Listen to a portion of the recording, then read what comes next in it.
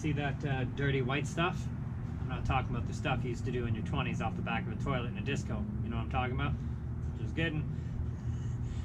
We just got back from vacation, so this morning was our first snowfall of the year, and I don't like it. Bad news bears, because it's getting chilly out, and I'm not a winter fan.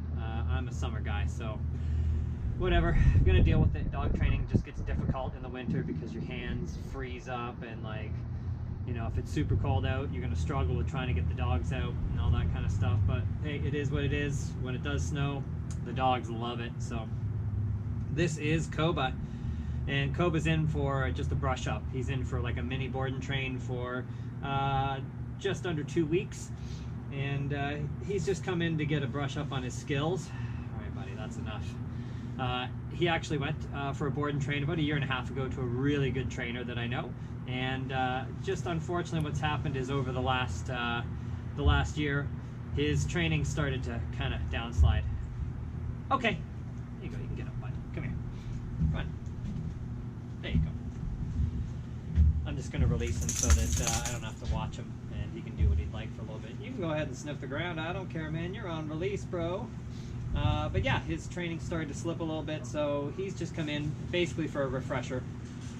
His actual obedience training is top notch, so the previous trainer did a great job. His heel got a little sloppy, he was in front, and the owner does have an e-collar. She bought it last year and just didn't even get around to learning to use it, so good stuff.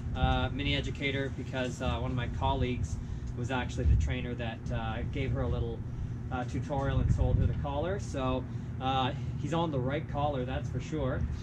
And basically what we're going to do is transfer a lot of the commands over to the e-collar, because the big problem is that the owner's probably just not firm enough with him, and he's just getting away with murder. That's why things are sliding, because he's just kind of done whatever he wants to do, and the owner's not sure really how to go ahead and correct these behaviors. So what we're going to do is transfer his understanding of corrections over to an e-collar, so that really it will become as simple as kind of pushing a button after she gives a command. So I like to train all dogs that come in with me to go home with a command no.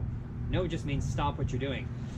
But no's not going to hold any weight, guys. No has no meaning if you haven't backed it up with a consequence. So my dogs know no. Like if I say no, my dogs go, stop what you're doing, because I will get off the couch and go and handle the situation. You know, whether it's leash and collar, e-collar, spray bottle, pet corrector, air cans, like I don't care what people are using to correct their dogs out there for unwanted behavior, but unless you back up your words, no is not going to have any meaning. If you just say no and then the dog keeps doing what they're doing, and then you don't step in to let them know that no really means stop now, it's never going to end. But this friendly fellow, he's really just kind of taken over the household, so he's decided that, you know, her bed is his bed, and that's the way it's going to be. He's also an inappropriate, you know, sniffer, if you know what I'm saying, so makes guests uncomfortable. He's quite a brazen counter surfer. He'll just jump up right in front of the owner and just take whatever he wants off the counter and roll with it. He's I don't know if he jumps on guests. He hasn't jumped on me yet, so maybe not. He's a book stealer, and he's a, you know, a baseboard chewer, like all the kind of just a bunch of small annoying issues that have piled up into a big issue, and that's because that's what happens if you don't start solving these little problems. But really the overall plan here is just structure, and the structure in and of itself is going to start to create the rules and boundaries. He's going to get corrected for doing things that aren't wanted, and he's going to start to learn that there's rules and things that he can't do. The other thing the owner complained about is he's just like hyper at night. He's just got the zoomies, so to speak, and he just goes crazy and she can't calm him down. So she's taken the common approach that a lot of dog owners take, and that's exercising the living daylights out of the dog. What you guys got to remember is if exercise is the technique you're going for, like we're going to exercise the dog a lot because a calm dog is a happy dog. I mean, yeah, that's kind of true. But exercise isn't the solution to a hyper dog, okay? That's putting a band-aid on the problem. The problem with a hyper dog is that dog just needs to learn to calm itself down. It needs to learn to calm down.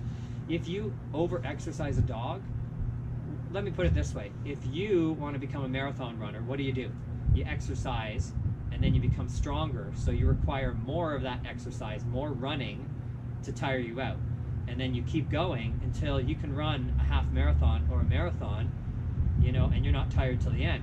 So if your protocol is let's exercise the dog to tire him out, over time he's going to require more and more and more exercise to get that same sort of satisfaction. So that's not the answer, guys. And I'm not saying we don't want to exercise our dogs. Of course, dogs need exercise. But the plan here is lots of duration work. So duration work is like stay commands and the place command. So he needs to learn that when he's too hyper, we got to send him to place, and he's going to learn to calm himself down. Overactivity, hyperactivity is not just a problem of energy, it's a problem of loss of control. They can't control themselves. They have no nervous system check. They're just like, I just want to go crazy. You know, it's like a kid on a sugar high. Nobody's going to say that kid should then go out for a 10K run to get rid of his sugar high. Like, the parents go, hey man, calm down. Come here and sit down beside me and calm down. Like, that's what we need to do to this guy, is put an off switch to that hyperactivity. But that's Koba. Hey Koba, if you want to say hi to the camera, come here. Good boy. He's a handsome dude, golden doodle. He's about 2.5 years old, so he's gonna be fun to train with.